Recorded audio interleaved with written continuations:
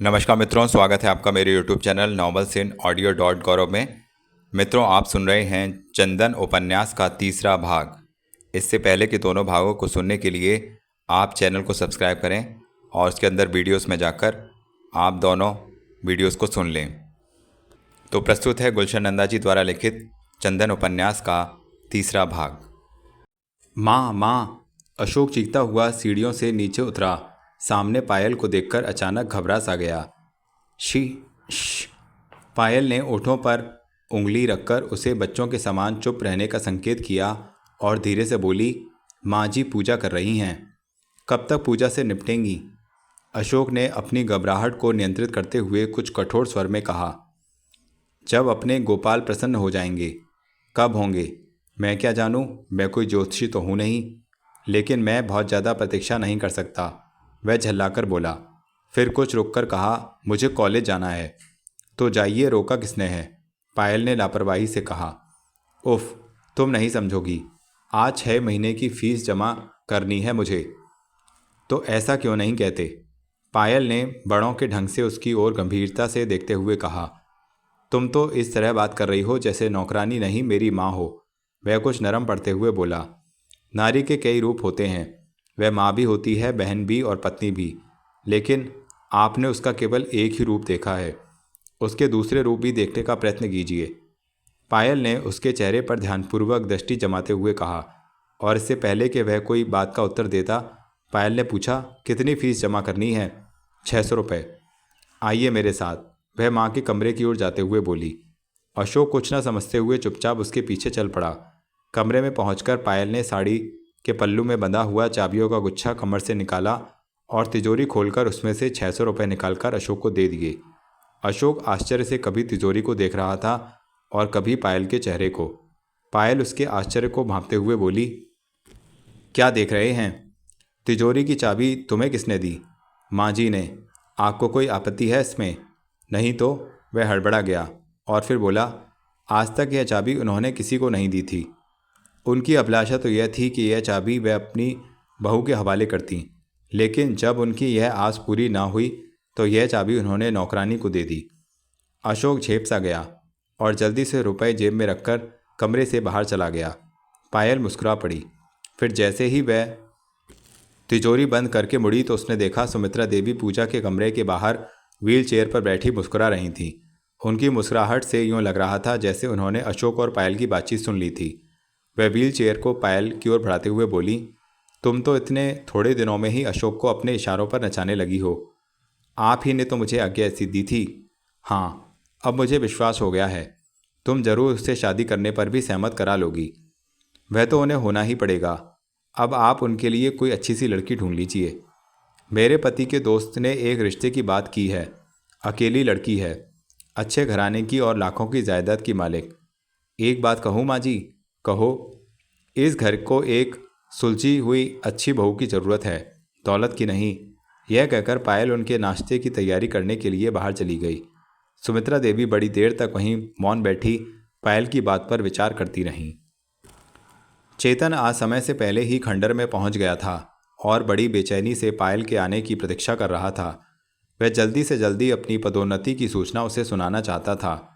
ज्यों ही पायल खंडर में दाखिल हुई, वह दौड़कर उससे लिपट गया और उसे गोद में उठाकर अंदर ले जाते हुए बोला, पायल पायल, आज मैं तुम्हें एक बहुत बड़ी खुशखबरी सुनाना चाहता हूँ। कैसी खुशखबरी? सुनोगी तो नाचने लगोगी। नाचूंगी कैसे, तुमने जो दबोच रखा है। पहले छोड़ो, फिर खुशखबरी सुनाओ। अच्छा लो। चेतन ने उसे फर्श पर खड़ा कर दिया और बोला, निशा मेमशाम ने मुझे अपना सेक्रेटरी बना लिया है। सेक्रेटरी? वह आश्चर्य से उसे देखती हुई बोली। और तनख्वाह जानती हो कितनी मिलेगी? पूरे 1000 रुपये। चेतन ने 1000 पर बल देते हुए कहा। संभालो मुझे, नहीं तो मैं बेहोश हो जाऊंगी। पायल ने आंखें बंद करके जानबूझकर डगमगाते हुए कहा। चेतन ने जल्दी से उसे संभाल लिया और पायल खिलखिलाकर हंस पड़ी। फिर गंभीर होते हुए बोली, मजाक तो नहीं कर रहे हो? अरे तुम मजाक कहती हो? मेम साहब ने अपना मेहमान घर मुझे रहने के लिए दे दिया है और गाड़ी में पिछली सीट पर बैठने के बजाय मेरी बगल में बैठने लगी हैं। बुढ़िया काफ़ी रसिक लगती है। पायल ने चोट की। बुढ़िया क्यों? अनायास ही चेतन के मुंह से निकल गया। तुमने कहा था ना कि वह बुढ़िया है। अरे हाँ, चेतन ने गड़बड़ाकर बात बनानी चाही। है तो वह बुढ़िया, लेकिन बुढ़िया कहने से ऐसी भड़कती है मानो किसी ने गाली दे दी हो। अब तक अपने आप को 20 बरस की छोकरी समझती है और बनाव सिंगार भी ऐसा कि नौजवान लड़कियां शर्मा जाएं। कहीं तुम मुझसे झूठ तो नहीं बोल रहे? पायल ने उसकी घबराहट को संदेह भरी दृष्टि से देखते हुए कहा।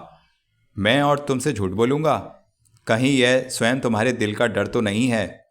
कैसा डर? वह चौंक पड़ी। यही कि तुम्हारा अशोक कोई बच्चा नहीं, नौजवान है। मैं क्यों झूठ बोलने लगी तुमसे? पायल ने बात बनाते हुए कहा। वह है तो बच्चा ही, मगर अपने आप को 20 बरस के नौजवान से कम नहीं समझता। बात करता है तो बड़ों के समान अकड़ कर, चलता है तो खटखट एड़ियां बजाता हुआ। कोई उसे बच्चा कह दे तो भड़क उठता है, जैसे किसी ने उसे गाली दे दी हो। चेतन ने उसकी बात पूरी करते हुए कहा और फिर उसे ध्यान से देखता हुआ बोला, यह तो तुम मेरी ही कही बात दोहरा रही हो। मुझे तो दाल में कुछ काला दिखाई दे रहा है। यह काला तो मुझे भी दिखाई देता है। तुम बिल्कुल गलत समझ रही हो। मैंने बिल्कुल सच कहा है तुमसे। तो तुम भी गलत समझ रहे हो। मैंने भी बिल्कुल सच कहा है तुमसे। झूठ हो या सच, अब मुझे अच्छे पैसे मिलने लगे हैं। तुम वहाँ काम करना छोड़ दो। मैं काम करना छोड़ दूँ तो रहूँगी कहाँ? मैं कोई बहाना करके तुम्हें अपने साथ रख लूँगा। नहीं, यह बिल्कुल अनुचित बात है। बाहर से मस्त कलंदर की आवाज़ सुनाई दी और दूसरे ही क्षण वह अंदर आता हुआ बोला, इस तरह इसकी भी नौकरी चली जाएगी और तुम्हारी भी। केवल 2 महीने तो और तुम्हारी शादी के रह गए हैं, इसलिए जैसे भी हो किसी प्रकार ये दिन निकाल लो। कहते कहते वह अचानक पीड़ा से कराहने लगा। चेतन और पायल ने घबराकर ध्यान से उसके चेहरे को देखा। अत्यधिक पीड़ा से वह पीला पड़ चुका था। उसकी आंखें जैसे बाहर को उबल रही थीं और उसके दोनों हाथों से अपने पेट को दबा रखा था। यह क्या हुआ तुम्हें कलंदर भैया? पायल ने घबराकर पूछा। क्या हुआ? चेतन ने घबराकर उसके पास आते हुए बोला। चाकू मार दिया, वह करा उठा। किसने? कुछ गुंडों ने। क्यों? तुमने उनका क्या बिगाड़ा था? चेतन ने गुस्से से पागल होते हुए पूछा। उनका नहीं, उनके अन्नदाता का बिगाड़ा था। मकान नहीं खाली कर रहा था ना मैं, और ना थोड़े पैसे लेने पर सहमत हुआ, इसलिए मकान मालिक ने अपने गुर्गों द्वारा चाकू लगवा दिया। मैं उसका खून पी जाऊंगा। बताओ कहाँ रहता है वह? चेतन ने दांत पीसते हुए कहा। ना ना ना, ऐसी भूल ना करना। धनवानों से टक्कर लेने वाली सरकारें टूट जाती हैं, बड़े बड़े नेताओं का पत्ता कट जाता है। हम तुम किस खेत की मूली हैं? तो क्या ये घोर अन्याय हम चुपचाप सहन कर लेंगे? सहन करते आए हैं और सहन करना ही पड़ेगा। कोई कोर्ट कचहरी में, पुलिस स्टेशन में, नगर महापालिका में, दफ्तरों में, विधानसभा और मंत्रिमंडल तक में उनका सिक्का चलता है। जो आवाज़ भी उनके विरुद्ध उठती है दबा दी जाती है। जो सिर भी ऊंचा होता है कुचल दिया जाता है। हमेशा से यही तो होता आया है और होता रहेगा। नहीं, अब यह नहीं होगा। मैं अभी पुलिस स्टेशन में जाकर रिपोर्ट लिखवाता हूँ। ना ना ना, यह तो और भी बड़ी भूल होगी। हत्यारा शान से मोटर में घूमता रहेगा और तुम जेल की सलाखों के पीछे कर दिए जाओगे। इसलिए तुम दोनों झट भाग जाओ यहाँ से, भाग जाओ। मस्त कलंदर ने बड़ी मुश्किल से इतना कहा और लड़खड़ाकर जमीन पर गिर पड़ा। चेतन ने उसे संभालना चाहा, किंतु मस्त कलंदर ने आंख के संकेत से ऐसा करने से रोक दिया। उसके फर्श पर गिरते ही उसके हाथ पेट पर से हट गए और फल फल करके उछलते हुए लहू की एक मोटी चादर फर्श पर फैल गई। चेतन फिर उसकी ओर बढ़ा, लेकिन मस्त कलंदर ने कांपते हाथ से उसे मना कर दिया और टूटती सांसों से बोला, तुम्हारे कपड़ों पर लहू नहीं लगना चाहिए। भाग जाओ यहाँ से, तुम दोनों जल्दी भाग जाओ और फिर कभी इधर ना आना। तुम्हारा जीवन खतरे में पड़ सकता है। सब खतरे में है, हम सब खतरे में। वाक्य पूरा ना हो सका और एक आखिरी हिचकी के साथ मस्त कलंदर ने प्राण त्याग दिए और वह खतरे के जीवन से सदा के लिए मुक्ति पा गया। पायल सिसक सिसक कर रोने लगी और चेतन दूर कहीं शून्य में दृष्टि जमाए उस खतरे के बारे में सोचने लगा जो भूख, गरीबी, बेकारी, शोषण और अन्याय के रूप में सारे देश पर मंडरा रहा था। उसने एक ठंडी सांस भरी और कलंदर के मुर्दा चेहरे पर निगाहें गाड़ दीं। उसका चेहरा अब धीरे धीरे काला पड़ता जा रहा था। अध्याय 9। मस्त कलंदर की मौत से पायल के दिल को बड़ा आघात पहुंचा था। 2-4 दिनों तक वह बहुत बुझी बुझी सी रही। उसने अशोक की किसी भी बात पर नहीं टोका न डांटा। अशोक ने उसके इस परिवर्तन को अनुभव किया और उलझन में पड़ गया। वास्तव में अशोक को अब उसकी रोक-टोक में मज़ा आने लगा था। न चाहते हुए भी वह धीरे धीरे उसके निकट आता जा रहा था। इसलिए जब पायल ने अचानक अपना व्यवहार बदल दिया और उससे दूर रहने लगी, तो वह स्वयं उसके समीप आने का प्रयत्न करने लगा। पायल के कमरे में जाने का तो उसे साहस नहीं होता था, लेकिन जब पायल माँ जी के पास होती तो वह अचानक वहाँ पहुँच जाता और किसी न किसी बहाने उससे बात करने का प्रयास करता।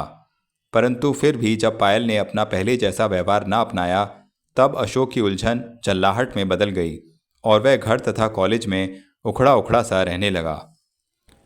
एक दिन यूं ही क्षुब्ध मन से जब वह कॉलेज से घर लौटा, तो बिना किसी से बात किए सीधा अपने कमरे में चला आया। कमरे में दाखिल होते ही उसने किताबें पलंग पर उछाल दी और कुर्सी पर बैठकर कमरे की बिखरी हुई चीज़ों को देखने लगा। फिर न जाने उसे क्या सूझी कि उसने ठीक ढंग से रखे सामानों को भी बिखेर कर कमरे को पूरा कबाड़खाना बना दिया और फुल स्पीड में पंखा कर उसके नीचे बैठ गया। तेज हवा से अखबारों और खुली हुई पुस्तकों के पन्ने फड़फड़ाने लगे। तभी सुखिया कमरे में दाखिल हुआ और अशोक का बिगड़ा हुआ मूड देखकर चाय मेज पर रखकर चुपके से खिसकने लगा। अशोक ने चाय का एक घूंट लेकर बुरा सा मुंह बनाया और उसे रोकते हुए बोला, ठहरो। सुखिया सहम कर रुक गया। यह चाय बनाकर लाए हो? तुम दिन पर दिन निकम्मे और कमज़ोर होते जा रहे हो। ले जाओ यह शरबत का प्याला और पायल से कहो एक कप अच्छी सी चाय बनाकर ले आए। सुखिया ने प्याला उठाया और चुपचाप बाहर निकल गया। अशोक बेचैनी से पायल की प्रतीक्षा करने लगा और सोचने लगा वह चाय बनाकर लाएगी भी या नहीं। थोड़ी ही देर में पायल चाय का प्याला लिए कमरे में दाखिल हुई। अशोक ने उसे डरी हुई नज़रों से देखा, लेकिन पायल ने उसकी तरफ कोई ध्यान नहीं दिया। उसने चाय मेज पर रख दी और तेज चलते हुए पंखे को देखकर बिना अशोक से पूछे ही उसका स्विच ऑफ कर दिया। अशोक ने आश्चर्य से उसकी तरफ देखते हुए कहा, पंखा क्यों बंद कर दिया? जिससे आप गरम गरम चाय पी सकें। ओह, यह सुखिया कामचोर होता जा रहा है। कल से तुम ही मेरे लिए चाय बनाकर लाया करो। पायल ने तीखी नज़र से उसे देखा और बिना कोई उत्तर दिए जाने लगी, तो अशोक ने चाय का गर्म घूंट गले में उतारकर उसे जल्दी से रोका और कहा, अगर बुरा न लगे तो मेरा एक काम और कर दो। कहिए। वह जाते जाते रुक गई। कमरे की दशा देख रही हो ना, समय मिले तो उसे थोड़ा संवार देना। आप फिर तनख्वाह बढ़ाने की बात करेंगे? पायल ने अर्थपूर्ण ढंग से मुस्कुराते हुए कहा। नहीं नहीं, अब ऐसी गुस्ताखी नहीं होगी मुझसे। फिर क्षण भर रुककर बोला, आई एम सॉरी। जाइए, क्षमा किया, पायल ने मुस्कुराकर कहा और पलटकर कमरे को सजाने लगी। उसने इधर उधर बिखरे हुए कपड़े हैंगर में लगाकर अलमारी में रखे, पुस्तकों को ढंग से शेल्फ में सजाया और फर्नीचर को झाड़ पोंछकर अपने स्थान पर जमा दिया। अशोक प्याला होठों से लगाए चाय के गरम गरम घूंट पीता रहा, लेकिन उसकी नज़रें पायल के तेजी से चलते हुए हाथों और पैरों पर लगी हुई थीं। उसका सुघड़पन और काम करने का ढंग देखकर अशोक को यह समझने में देर न लगी कि उसने कुछ ही दिनों में कैसे माँ का मन जीत लिया था और वह उसे बेटी के समान चाहने लगी थी। थोड़ी ही देर में कमरा निखर सा गया। जब हर चीज़ अपने स्थान पर ठीक ढंग से सज गई, तो पायल ने अशोक की ओर देखा और मुस्कुराकर बोली, लीजिए, कमरा तो ठीक हो गया। और कोई आज्ञा? अशोक ने चाय का घूंट पीकर प्याला मेज पर रखते हुए कहा, कल से हर रोज़ तुम ही इसे ठीक कर दिया करो, और तुम चाहो तो माँ जी से कहकर तुम्हारी तनख्वाह भी बढ़वा दूंगा। यह कहकर उसने आशा भरी नज़रों से पायल की ओर देखा और उसके ओठों पर गहरी अर्थपूर्ण मुस्कुराहट देखकर जल्दी से बोल उठा, हाँ, काम जो बढ़ जाएगा। लेकिन यह काम मेरा नहीं। क्यों? अशोक ने आश्चर्य से पूछा। क्योंकि मैं इस घर में थोड़े ही दिनों की मेहमान हूँ। इस काम के लिए आपको एक स्थायी जीवन साथी चुनना पड़ेगा। ऐसा साथी जो आपके स्वभाव, आपकी आदतों को समझकर स्वयं ही हर काम आपकी इच्छानुसार कर सके, जीवन की लंबी यात्रा में कदम से कदम मिलाकर आपके साथ चल सके, और अगर कहीं किसी मोड़ पर आपके कदम बहक भी जाएं तो वह आपको संभाल सके।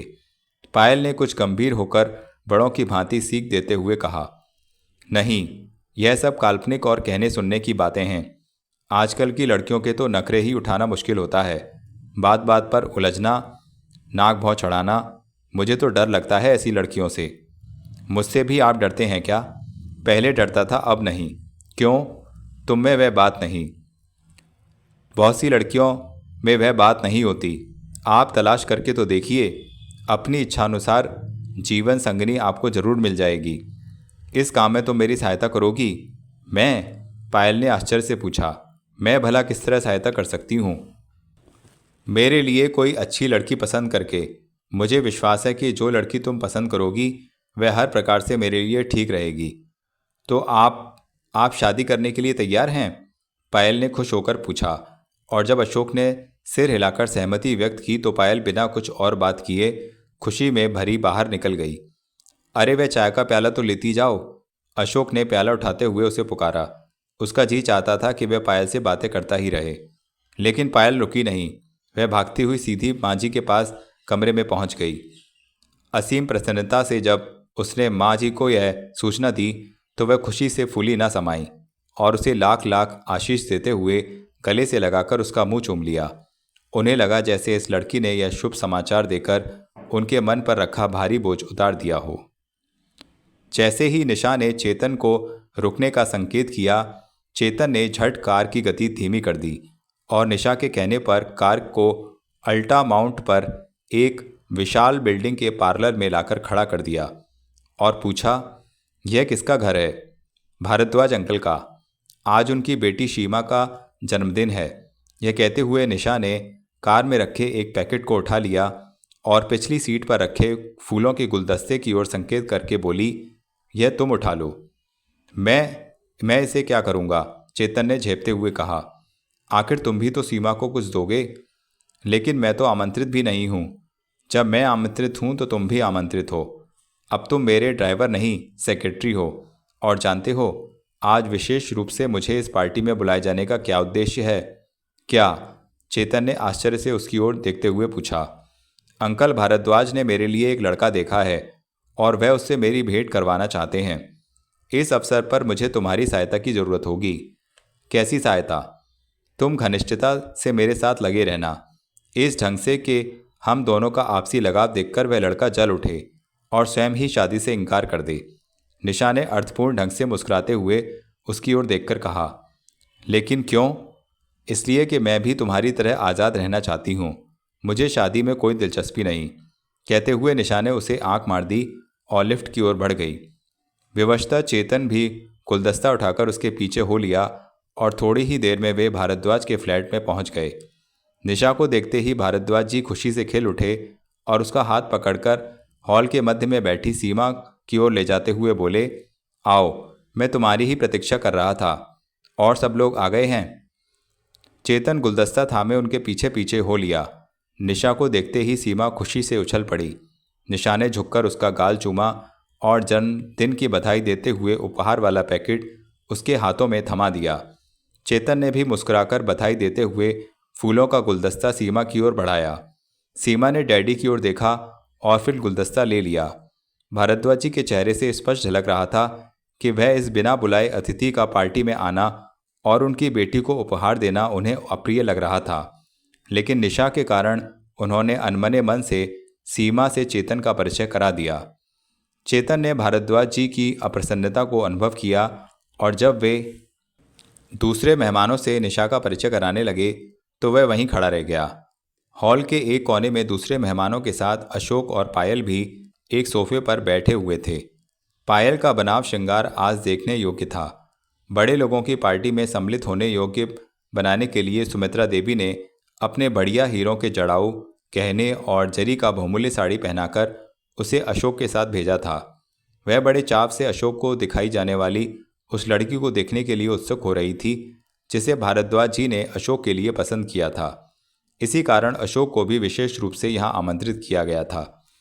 अशोक स्वयं किसी सोशल फंक्शन में नहीं जाता था, लेकिन आज पायल के आग्रह पर वह सहर्ष उसके साथ आने के लिए सहमत हो गया था। भारद्वाज जी निशा को दूसरे कुछ मेहमानों से मिलाकर सीधे अशोक और पायल के पास चले आए और जाते ही अशोक से बोले, अशोक बेटा, निशा से मिलो। और निशा बेटी, यह हैं mister Ashok. Glad to meet you. Nisha ने शेक हैंड के लिए हाथ आगे बढ़ाते हुए कहा। ओह थैंक यू, मुझे भी आपसे मिलकर बहुत खुशी हुई, अशोक ने उससे हाथ मिलाते हुए कहा। पायल ने सिर से पांव तक निशा को निहारा। इस लड़की का अल्ट्रा मॉडर्न लिबास उसको बिल्कुल नहीं भाया। भारद्वाज जी ने अशोक के परिचय की कड़ी को आगे बढ़ाते हुए निशा से कहा, नासिक में इनका फार्म तुम्हारे फॉर्म के बिल्कुल सटा हुआ है। इनके पिताजी मेरे बहुत घने मित्र थे। बहुत बरस पहले अचानक ही उनका देहांत हो गया। ओह अंकल, निशा ने भारद्वाज जी की बात बीच में ही काट दी। खुशी की पार्टी में यह दुखों की बातें क्यों छेड़ दी? ओह सॉरी, मैं तो भूल ही गया था कि यह मेरी बेटी की खुशी का अवसर है, वह कुछ झेप कर बोले और क्षण भर रुककर अशोक को गंभीर देखकर कहने लगे, अरे भाई अशोक, तुम चुपचाप क्यों हो? कुछ हंसो, बोलो। जी हाँ, अशोक ने चौंकते हुए कहा और सोचने लगा कि क्या बात करे। उसकी घबराहट देखकर भारद्वाज जी ने बात आगे बढ़ाई और निशा से संबोधित होकर बोले, बेटी, संयोग से यह भी तुम्हारी तरह अपने माता पिता की इकलौती औलाद हैं। इकलौती औलाद? निशा ने चौंककर प्रश्न के रूप में उसकी बात दोहराई और फिर पायल की ओर देखते हुए बोली, तो फिर इस लड़की से आपका क्या रिश्ता है? रिश्ता? Friend, just a friend, Ashok ने घबराहट में कह दिया। ओह अच्छा हुआ आपने बात स्पष्ट कर दी, मैं तो इसे आपकी छोटी बहन समझ बैठी थी। इससे पहले कि बात कोई अप्रिय मोड़ लेती, भारद्वाज जी ने उधर संकेत किया जहां मेहमानों के घेरे में सीमा केक काटने के लिए खड़ी थी। इन लोगों ने वहां पहुंचते ही सीमा ने केक पर लगी मोमबत्तियों को फूंक मारकर बुझा दिया और सारा हॉल तालियों तथा happy birthday to you Seema dear की ध्वनि से गूंज उठा। फिर सीमा ने केक काटा और मेहमानों ने खुशी से तालियां बजाईं। भारद्वाज जी ने बेटी को हीरे का एक सेट उपहार में दे दिया और स्नेह से गले लगाकर उसका माथा चूमा। फिर निशा की ओर पलटकर बोले, अच्छा बेटी, मैं चलता हूँ। क्यों अंकल? मेरी बेटी ने केवल टीनएजर्स को इस पार्टी में इनवाइट किया है, बूढ़ों को इसमें भाग लेने की मनाही है। भारद्वाज जी की इस बात पर अशोक और पायल हंस पड़े। मेहमानों से आज्ञा लेकर भारद्वाज जी हॉल से बाहर चले गए और पार्टी में आए हुए लड़के लड़कियां आपस में घुल मिलकर हंसने खेलने लगे। मेहमानों में शैंपेन बंटने लगी। अचानक निशा को चेतन का ध्यान आया और वह चौंक पड़ी। थोड़ी देर के लिए वह उसे भूल ही गई थी। उसने दृष्टि घुमाकर पूरे हॉल में इधर उधर देखा। चेतन एक कोने में अकेला खड़ा दिखाई दिया। वह झट उसकी ओर बढ़ी और उसे खींचती हुई अशोक के पास ले आई। कीमती साड़ी पहने गहनों से सजी पायल को अशोक के पास खड़ी देखकर चेतन को जैसे अपनी आंखों पर विश्वास न आया। उसे वहां देखकर वह असीम आश्चर्य से अवाक सा खड़ा रह गया। यही दशा पायल की भी थी। वह भी विस्मय से मूर्तिमान स्थिर खड़ी उसे देखने लगी। क्या देख रहे हो? दोनों को यों मूर्ति बने देखकर निशा ने चेतन से पूछा। जी, इस रंगीन रंगीली दुनिया को, चेतन ने पायल को घूरते हुए कहा। ओह, यह है मिस्टर अशोक और यह है निशा को जैसे पायल का नाम याद ना रहा हो। मेरा नाम पायल है, पायल ने जरा कड़े स्वर में कहा।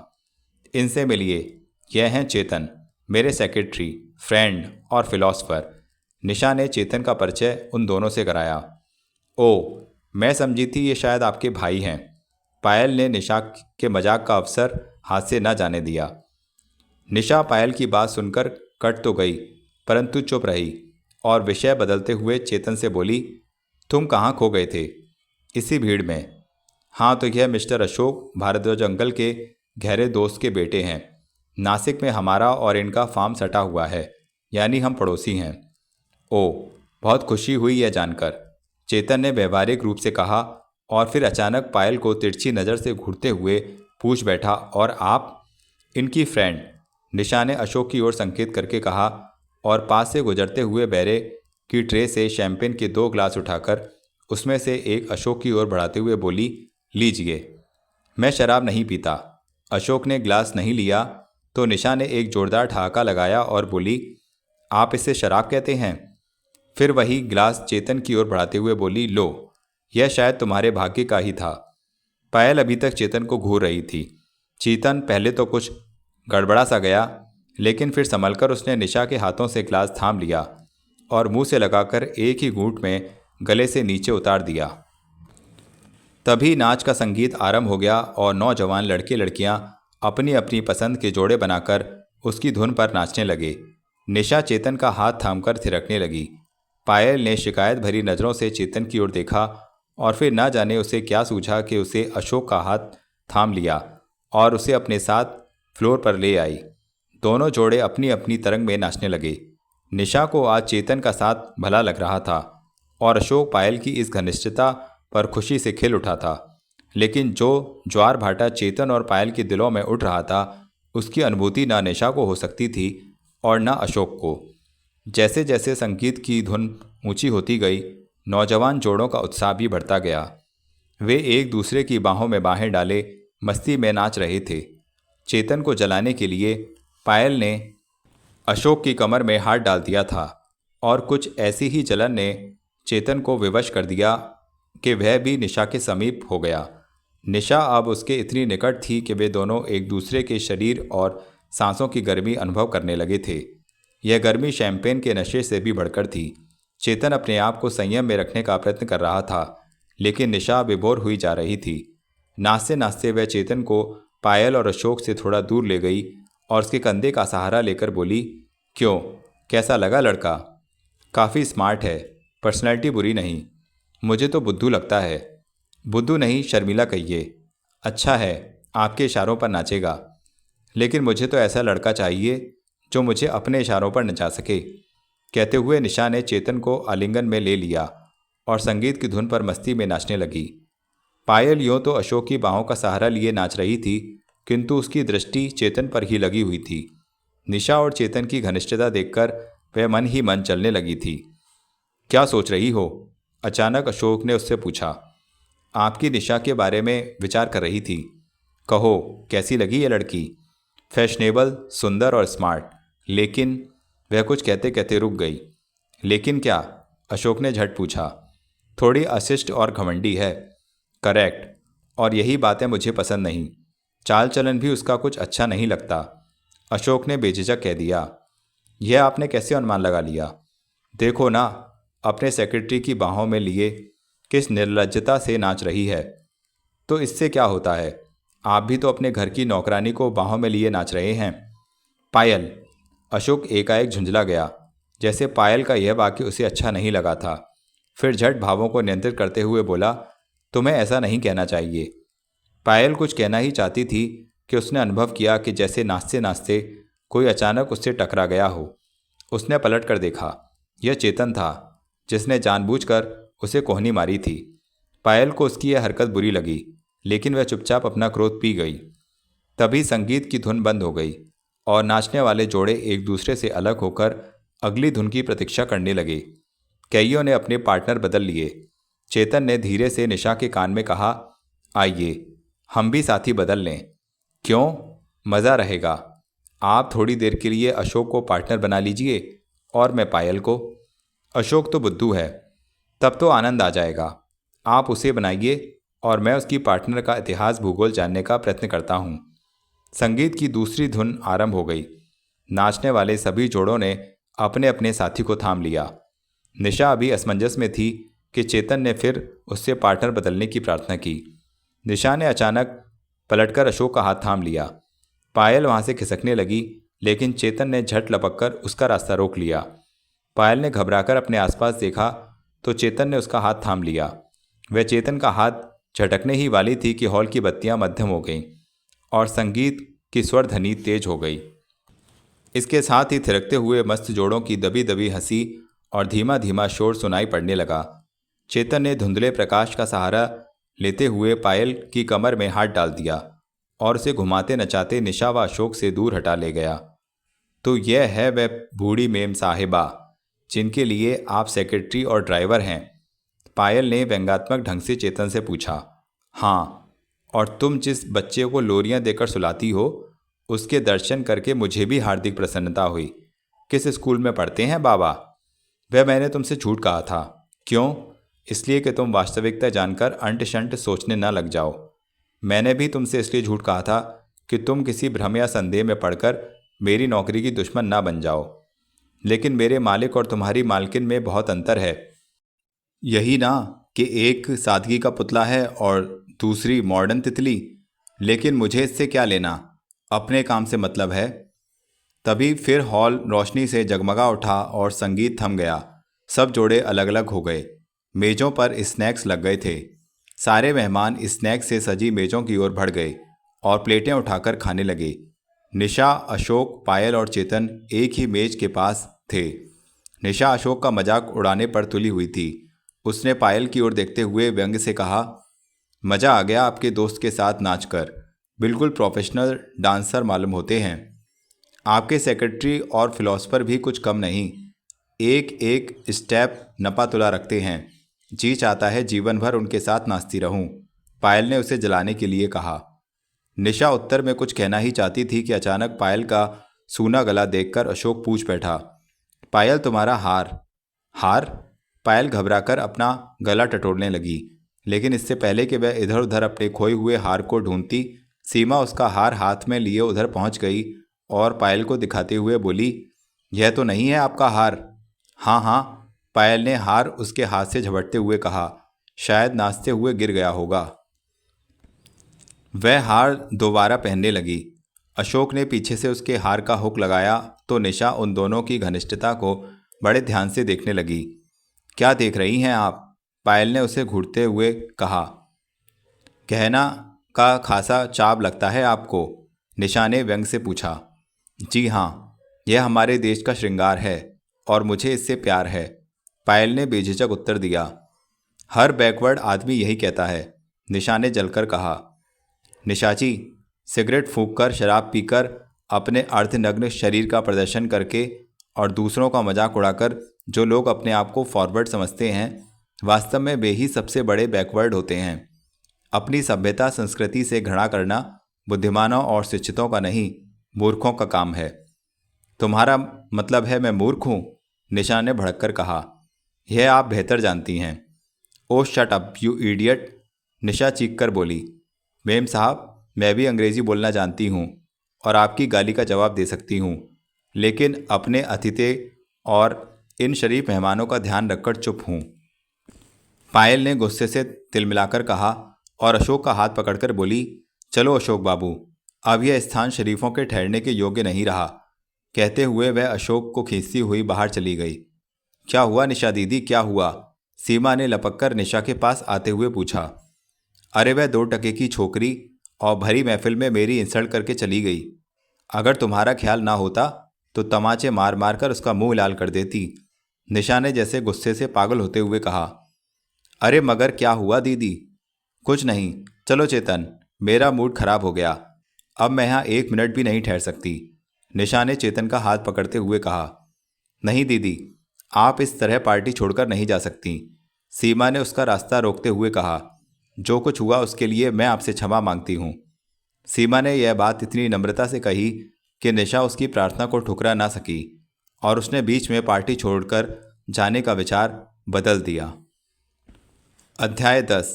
घर पहुंचते ही सुमित्रा देवी ने पायल से लड़की के बारे में पूछा तो पायल चुप रही।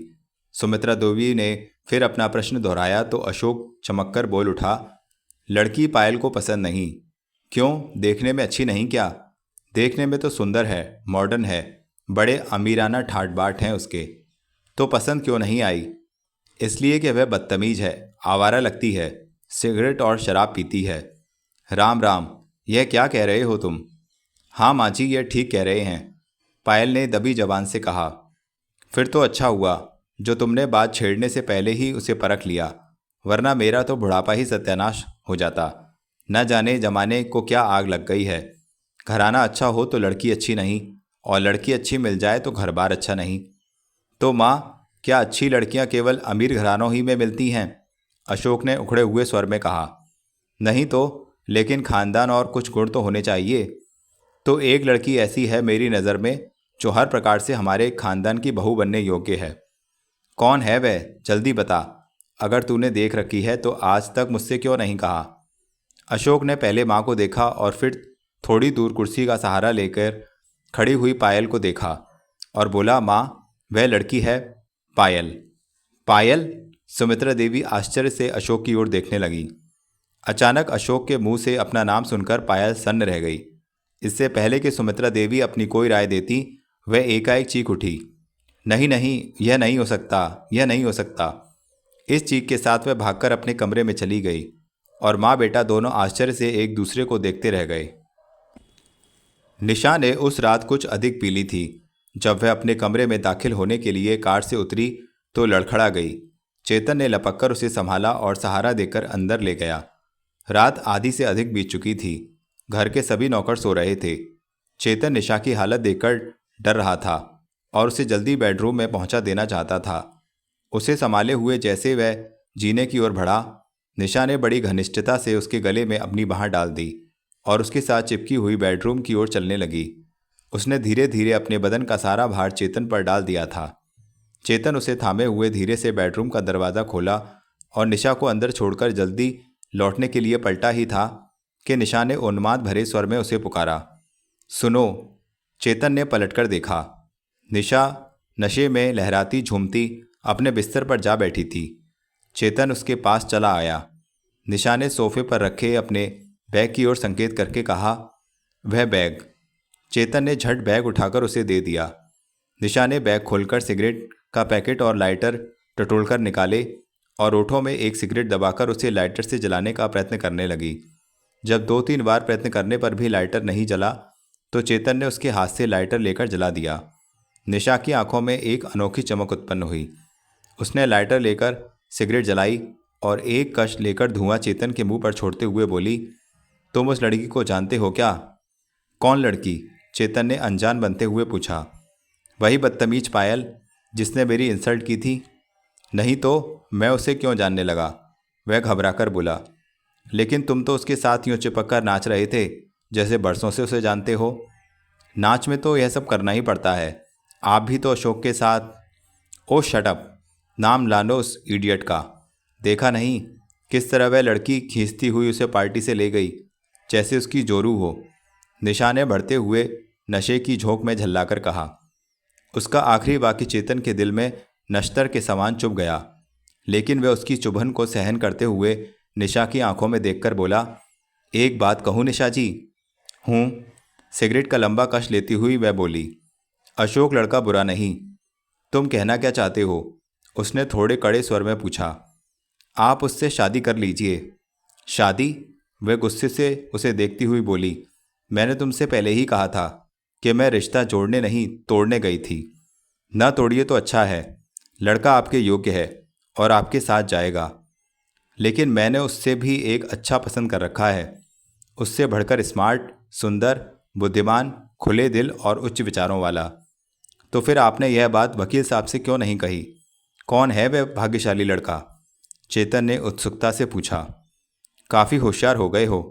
नशे में मेरे दिल की बात उगलवाना चाहते हो? नहीं, बल्कि उस भाग्यशाली को जानना चाहता हूँ जो आपका जीवन साथी बनने वाला है। बताइए ना वह कौन है? निशा एक पल के लिए मौन हो गई। उसने चेतन की उत्सुकतापूर्ण आंखों में झांका और दांतों से ओठ काटते हुए बेधड़क कह दिया, वह तुम हो। क्या मैं? यह आप क्या कह रही हैं निशा जी? चेतन ने चीखते हुए कहा और उसे अनुभव किया कि वह सिर से पैर तक पसीने से नहा गया था। कुछ देर तक वह अपने विचारों में खो सा गया। निशा ने सिगरेट की राख एस्ट्रे में झाड़ते हुए कहा, चुप क्यों हो गए? आपको ऐसा नहीं सोचना चाहिए। मैं आपका एक मामूली नौकर हूँ, एक छोटा सा आदमी। मैं आदमी देखती हूँ, उसका सामाजिक स्तर नहीं। तुम्हारे और मेरे विचार मिलते हैं। मैं उन विचारों की पुजारिन हूँ। तुम्हें भी ब्याह शादी से घृणा है और मैं भी इन झंझटों से दूर रहना चाहती हूँ। यह कहते हुए निशा ने सिगरेट एस्ट्रे में रख दिया और खड़े होकर चेतन के कंधों को दृढ़ता से थाम लिया। चेतन मूर्तिमान स्थिर खड़ा सोच रहा था कि यह वे सारी बातें जोश में कह रही थी या नशे की झोंक में। तभी निशा ने उसके कंधों को दबाया और उसके आंखों में झांकते हुए कहा, जीवन का रस ऐसे ही रिश्ते में मिलता है। चेतन, आओ हम एक समझौता कर लें जिससे तुम हमेशा मेरे सेक्रेटरी बने रहो और मैं तुम्हारी मालकिन। लेकिन वास्तव में हमारा रिश्ता। कहते हुए अचानक उसने पूरे बल से चेतन की कमीज फाड़ दी और बेझिझक उसके नंगे सीने को चूमते हुए बोली, आज मैं अपनी जवानी, अपना शरीर, अपना प्यार, अपना सब कुछ तुम्हें सौंप रही हूँ। लूट लो और भर लो खुशियों से अपने मन की झोली। नहीं नहीं, चेतन चीखकर उससे अलग हो गया।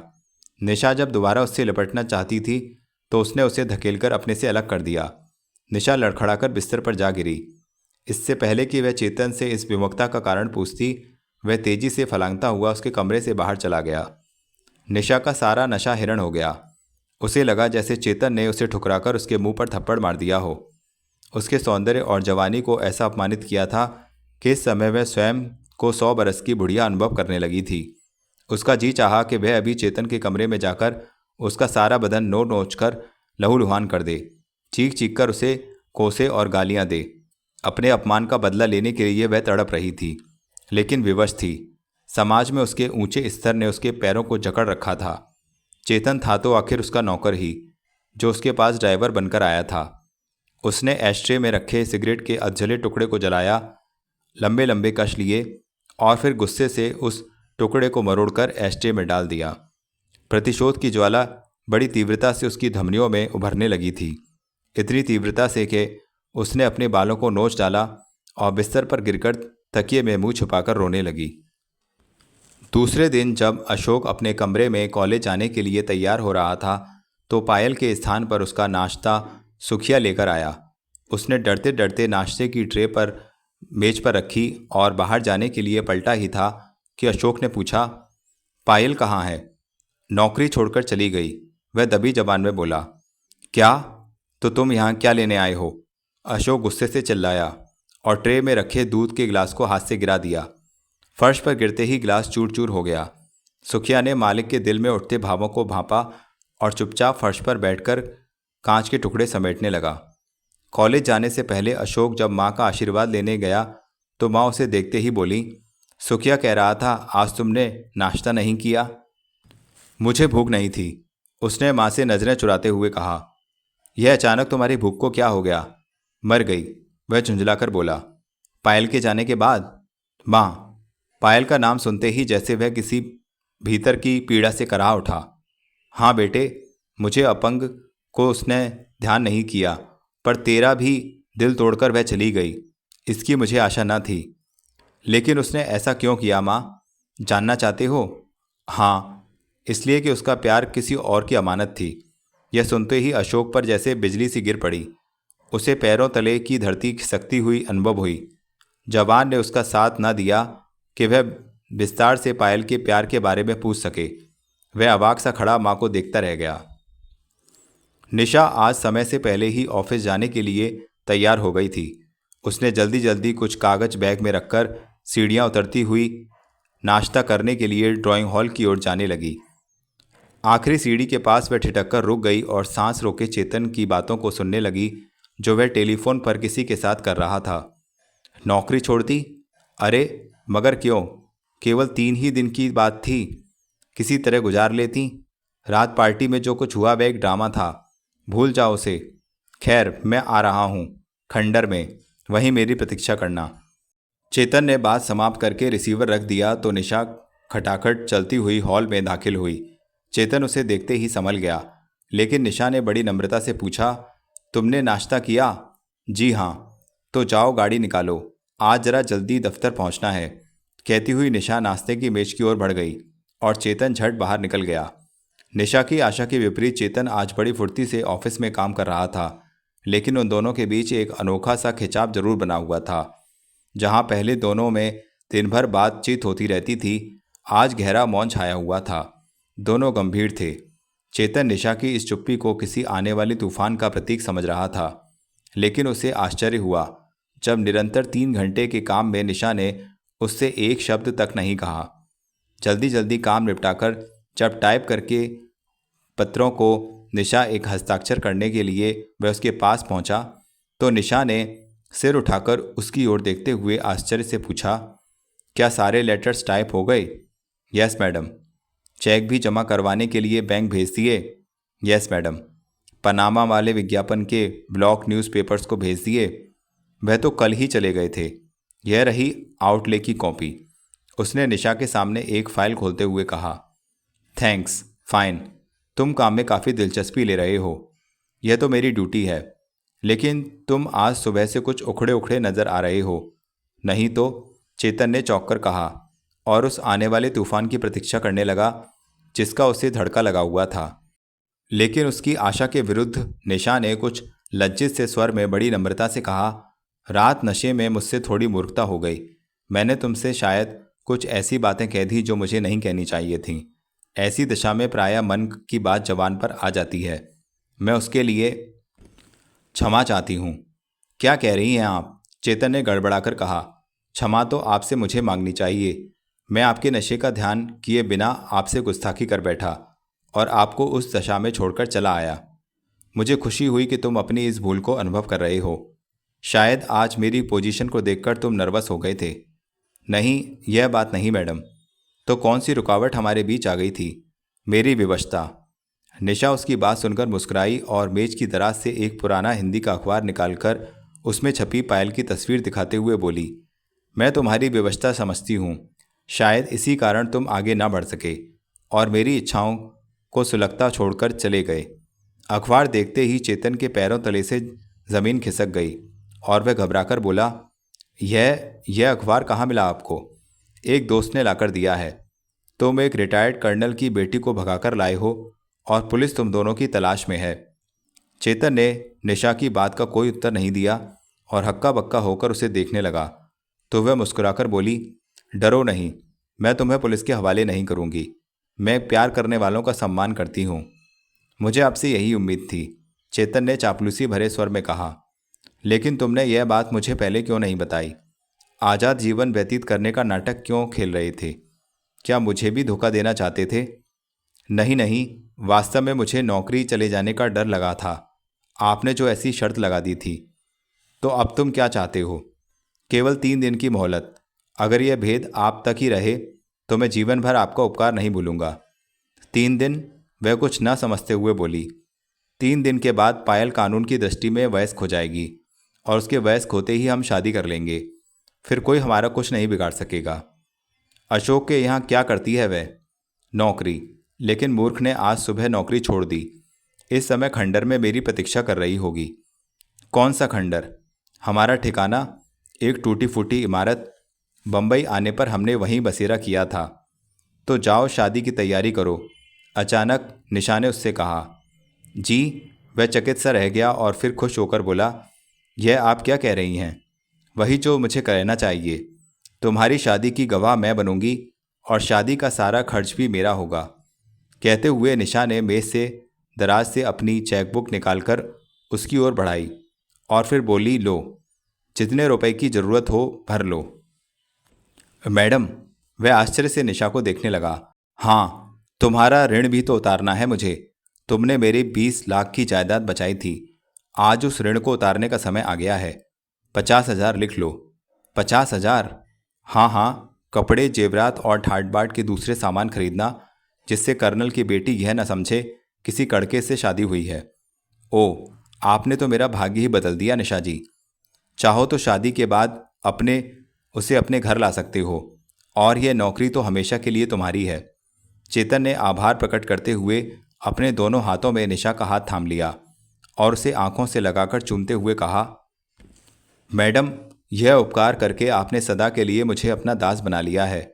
मैं जीवन भर आपकी सेवा करता रहूँगा, फिर भी इस उपकार का बदला नहीं चुका सकूँगा। कहते हुए उसकी आंखों में आंसू तैरने लगे। आगे शब्दों ने उसका साथ नहीं दिया। वह असीम भावुकता में बड़ी श्रद्धा से निशा के चेहरे को देखने लगा। आंसू पोंछ डालो और चेक भरकर उसे आज ही कैश करवा लो। समय कम है और देखो, चेक सेल्फ का बनाना। सेल्फ क्यों? वह चौंक कर बोला। एडजस्ट हो जाएगा, वरना व्यर्थ ही तुम्हें इनकम टैक्स का झमेला पड़ जाएगा। ठीक है, चेतन ने कहा और जल्दी से 50,000 का चेक बनाकर हस्ताक्षर के लिए निशा के आगे बढ़ा दिया।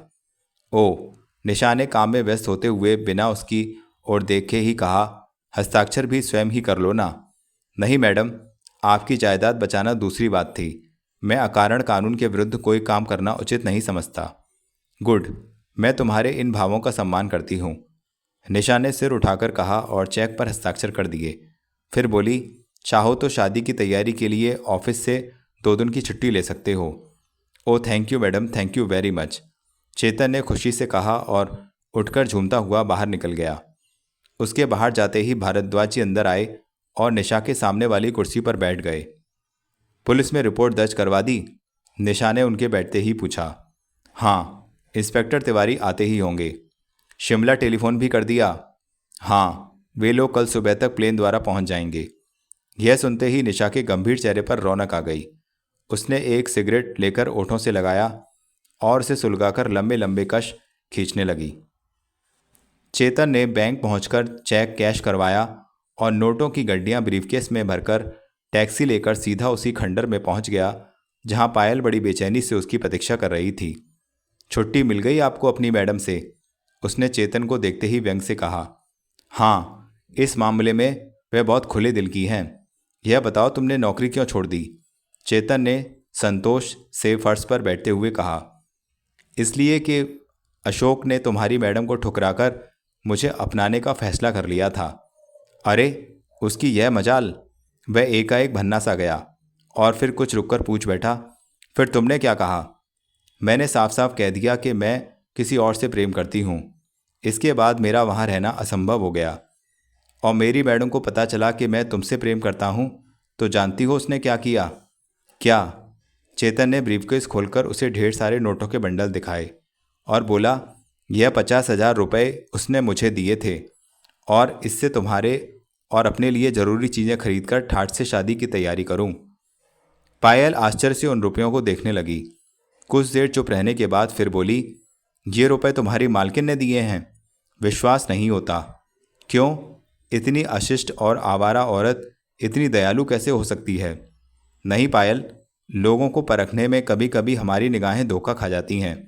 जानती हो, शादी के बाद भी मेरी नौकरी बनी रहेगी और मैं अपने साथ तुम्हें भी उस बंगले में रख सकता हूँ। सच? पायल खुशी से उछल पड़ी और अनायास उससे लिपट गई। चेतन ने दोनों हाथों से उसका चेहरा चूम लिया। वह उसका हाथ पकड़कर खंडर से बाहर ले आया और फिर दोनों शादी का सामान खरीदने के लिए बाजार की ओर चल पड़े। दिन भर दोनों मासूम बच्चों के समान उत्साह में भरे एक दुकान से दूसरी दुकान में जाकर कपड़े, जेवरात और दूसरी चीज़ें खरीदते रहे। उन्होंने हर चीज़ बढ़िया और बहुमूल्य खरीदी। एक ही दिन में लगभग 15,000 रुपये खर्च हो गए। शाम को सामान के साथ जब वे वापस खंडर में पहुंच गए तो उन्होंने सामान को कहीं सुरक्षित रखने का ध्यान दिया। चेतन ने पायल से कहा, क्यों ना 2 दिन के लिए हम किसी अच्छे होटल में कमरा बुक कर लें? मेरा भी यही विचार है, पायल ने उत्तर दिया। चेतन ने फ़ोन करके सन एंड सेंट में कमरा बुक करा लिया और टैक्सी में सामान रखवाकर पायल के साथ होटल की ओर रवाना हो गया। होटल में पहुंचकर उन्होंने रजिस्टर में अपने नाम लिखे और आपसी संबंध वाले खाने में पति पत्नी लिख दिया। होटल के कमरे में आते ही पायल कपड़ों और गहनों के पैकेट खोलकर पहनकर चेतन को दिखाने लगी। चेतन मुस्कुराकर उसके चुनाव की प्रशंसा करता रहा। दोनों बहुत खुश थे। थोड़ी देर बाद पायल ने कपड़े और गहने समेटकर पैकेट अलमारी में रख दिए। चेतन ने टेलीफोन पर रूम सर्विस का नंबर मिलाया और मीनू देखकर खाने का ऑर्डर देने लगा। हर डिश के ऑर्डर से पहले वह पायल से उसकी पसंद के बारे में पूछ लेता। उसके खाने के ऑर्डर को लंबा होते देखकर पायल ने पूछा, सारा किचन मंगवाने का विचार है क्या? सोचता हूँ आज हर डिश का मज़ा चख लिया जाए। कोई डिश कल के लिए भी छोड़ोगे? वह तो मैंने संसार की सबसे उत्तम और स्वादिष्ट डिश छोड़ रखी है। कौन सी? पायल ने आश्चर्य से पूछा। पायल, हटो बदमाश कहीं के। पायल ने लजाकर साड़ी के आंचल से अपना चेहरा छुपा लिया और छोड़ दृष्टि से चेतन को देखने लगी। इस अदा पर चेतन खिलखिलाकर हंस पड़ा। तभी दरवाजे की घंटी बजी और चेतन ने उठकर दरवाज़ा खोल दिया। बैरा खाने की ट्रॉली लेकर अंदर दाखिल हुआ। खाने की सुगंध से दोनों की भूख चमक उठी और बैरा के जाते ही वे खाने पर टूट पड़े। अभी उन्होंने आधा पेट ही खाना खाया होगा कि दरवाजे की घंटी फिर बजी। यह सोचकर कि बैरा कोई और चीज़ लेकर आया होगा, चेतन ने उठकर दरवाज़ा खोल दिया, लेकिन दरवाज़ा खोलते ही वह घबराकर 2 कदम पीछे हट गया। सामने कुछ पुलिस के आदमियों के साथ अशोक और कर्नल साहब के मुनीम खड़े थे। यही है वह बदमाश इंस्पेक्टर साहब, और वह रही पायल बिटिया जिसे यह ससुरा भगाकर लाया है, मुनीम ने जल्दी से कहा। यह सुनते ही पायल के मुंह से चीख निकल गई। उसके हाथ से चम्मच छूट गया और वह खाना छोड़कर उठ खड़ी हुई। चेतन घबराहट में कभी पुलिस इंस्पेक्टर को और कभी पायल को देखने लगा। उसके पांव तले की धरती खिसकती चली जा रही थी। तुम्हारा नाम चेतन है? इंस्पेक्टर ने चेतन से पूछा। जी हाँ, चेतन ने संभलते हुए कहा। तुम इस अवयस्क लड़की को भगाकर लाए हो? जी नहीं, यह अपनी इच्छा से मेरे साथ आई है। आप पूछ सकते हैं। यस इंस्पेक्टर, मैं अपनी इच्छा से इनके साथ आई हूँ, इनका कोई दोष नहीं है। पायल ने साहस बटोरकर आगे बढ़कर कहा। अभी इसका दोष तुम्हें मालूम कहाँ हुआ है बिटिया, वह तो इंस्पेक्टर साहब बताएंगे, मुनीम ने व्यंग से कहा। तुम्हारे नाम गिरफ्तारी के 2 वारंट हैं, इंस्पेक्टर ने वारंट दिखाते हुए कहा। 2? 2 कैसे? चेतन ने आश्चर्य से पूछा। एक तो तुम अवयस्क लड़की को भगाकर लाए हो और दूसरे निशा एंटरप्राइज के साथ 50,000 का फ्रॉड किया है तुमने। फ्रॉड? कैसा फ्रॉड? चेतन बौखलाकर इंस्पेक्टर का मुंह देखने लगा। तुमने साइन किए हुए एक चेक पर 50,000 रुपये भरकर कैश करवा लिया है। यह झूठ है, बिल्कुल झूठा आरोप है मुझ पर। चेतन चीख पड़ा और कुछ रुककर बोला। 50,000 का चेक मुझे निशा जी ने मेरी शादी के खर्च के लिए दिया है, आप उनसे पूछ सकते हैं। लेकिन फ्रॉड की कंप्लेंट भी उन्होंने ही लिखवाई है, इंस्पेक्टर ने व्यंग भरे स्वर में कहा। क्या? चेतन चीख पड़ा और रुआंसी आवाज में बोला। नहीं नहीं, वह ऐसा नहीं कर सकती, आप मुझे उनके पास ले चलिए। बस बस, तुम्हें अपनी सफाई में जो कुछ कहना हो अदालत में कहना। You are under arrest. कहते हुए इंस्पेक्टर ने सिपाहियों को संकेत किया और उन्होंने लपककर चेतन को हथकड़ी पहना दी। चेतन सिर से पांव तक पसीने से सरोबर हो गया। वह सोचकर पागल हुआ जा रहा था कि जिस दिन की प्रतीक्षा वह पिछले 6 महीने से कर रहा था, उस दिन के आने में केवल 1 दिन पहले उसके सारे सपने चकनाचूर हुए जा रहे थे। उसने घबराकर पायल की ओर देखा तो उसका चेहरा पीला पड़ चुका था और वह संदेहमयी नज़रों से चेतन को देख रही थी। विश्वास करो पायल, यह सब झूठ है, मैं बिल्कुल निर्दोष हूँ, चेतन ने उसके भावों को भांपते हुए कहा। बस बस, अब और मूर्ख बनाने का प्रयास ना करो इस मासूम को, मुनीम ने चमककर कहा। तुम जन्म से ही फ्रॉड हो, लेकिन बच्चू, शिमला में मनी ऑर्डर पर हस्ताक्षर करके माँ के पैसे लेने और यहाँ के चेक का फ्रॉड करने में बहुत अंतर है। यह बम्बई है, बम्बई। पायल के कानों में सीटियाँ सी बज रही थीं। वह अचानक इतने बड़े आघात से थरथराकर कांप उठी। मुनीम क्या कह रहा है उसकी समझ में कुछ नहीं आ रहा था। बस एक ही भ्रम उसके मस्तिष्क में बैठता चला जा रहा था कि निशा जैसी लड़की कभी उसको इतनी बड़ी रकम नहीं दे सकती। चेतन ने जरूर फ्रॉड किया होगा। सोचते सोचते उसका सिर चकराने लगा। सारा कमरा उसे घूमता हुआ अनुभव हुआ और वह चकराकर गिरने ही वाली थी कि अशोक ने लपककर उसे अपनी बाहों में थाम लिया। पायल, पायल, उसने जैसे उसे जगाते हुए कहा। चिंता ना करो, अच्छा हुआ भगवान ने तुम्हें तबाह होने से बचा लिया। पायल को उसकी आवाज़ कहीं बहुत दूर से आती हुई अनुभव हुई और वह उसकी बाहों में बेहोश हो गई। अध्याय 11। बम्बई में पायल का पता चलते ही कर्नल दुर्गा प्रसाद ने मुनीम को विमान द्वारा तुरंत बम्बई भिजवा दिया था और अब बेचैनी से बेटी के आने की प्रतीक्षा कर रहे थे। मुनीम ने बम्बई से उन्हें टेलीफोन किया कि पायल बिटिया मिल गई है और वह उसे लेकर विमान द्वारा पहुंच रहा है। कर्नल की खुशी का ठिकाना नहीं रहा। उन्होंने नौकरों को आदेश देकर सारा घर साफ करवाया और पायल के कमरे को ढंग से स्वयं अपने निरीक्षण में सजवाकर बरामदे में आकर कुर्सी पर बैठ गए ताकि वह उस उजड़े हुए घर को फिर से संवरा हुआ देख सकें। बेटी को देखने के बाद वह इतने अधीर हुए जा रहे थे कि हर 10-15 मिनट बाद नौकरों से पूछताछ कर लिया करते थे। आज बहुत दिनों के बाद नौकरों ने अपने लकवे के मारे मालिक के चेहरे पर आशा की खुशी झलकते देखी थी। बड़ी प्रतीक्षा के बाद आखिर पायल मुनीम के साथ एक प्राइवेट टैक्सी में अपने बंगले के कंपाउंड में दाखिल हुई। कर्नल साहब इस समय भूल गए कि उनकी टांगें मारी जा चुकी हैं और वह चल फिर नहीं सकते। उन्होंने एकाएक उठकर बेटी का स्वागत करना चाहा तो लड़खड़ाकर बरामदे के स्तंभ से टकरा गए। अगर नौकर लपक कर संभाल ना लेता तो वह धड़ाम से गिर गए होते। पायल टैक्सी से उतरकर कांपती हुई बाप की ओर बढ़ी। उनका झूलता हुआ हाथ और एक ओर से टेढ़ा ओंठ देखकर उसका दिल कांप उठा। इतने दिनों में वह पहचाने नहीं जा रहे थे। चेहरे पर गहरी झुर्रियाँ पड़ गई थीं और सिल के बाल रुई के समान सफ़ेद हो गए थे। उसे अनायास अपना भयानक सपना याद हो आया और वह पापा की हृदय विदारक चीख के साथ उनकी ओर लपकी। बेटी, कर्नल साहब ने भर्राई हुई आवाज़ में कहा और दोनों हाथ फैलाकर सीने से लगाना चाहा तो उनका केवल एक हाथ फैल कर रह गया। अपनी इस बेबसी पर उनकी आंखों से झरझर आंसू बहने लगे। वे बोलना चाहते थे परंतु उनका गला रूंध गया, इसलिए टूटे फूटे समझ में न आने वाले शब्द उनके मुंह से निकल रहे थे। पायल उनकी यह दशा देखकर और पागल हो गई और उनसे लिपट कर फूट फूट कर रो पड़ी। बेटी, बेटी तू आ गई। कर्नल साहब ने अपना रूंधा हुआ गला साफ करते हुए कहा। मुझे अपनी आंखों पर विश्वास नहीं आ रहा। पापा, मुझे क्षमा कर दीजिए। पापा, मैंने बहुत दुख पहुंचाया है आपको। बेटियां शायद माता पिता को दुख पहुंचाने के लिए ही जन्म लेती हैं। तू लौट आई बेटी, मेरे सारे दुख दूर हो गए। मेरे कारण आपकी यह दशा हो जाएगी, मैंने यह सपने में भी नहीं सोचा था। कहते हुए उसने उनका झूलता हुआ हाथ अपने हाथों में ले लिया। यह सब तो बुढ़ापे में होता ही रहता है, इसमें तेरा क्या दोष? उन्होंने पायल को सांत्वना देते हुए कहा और फिर जरा रुक कर बोले, बस अब तेरी मांग में सिंदूर देख लूं, मुझे किसी बात का दुख नहीं रहेगा।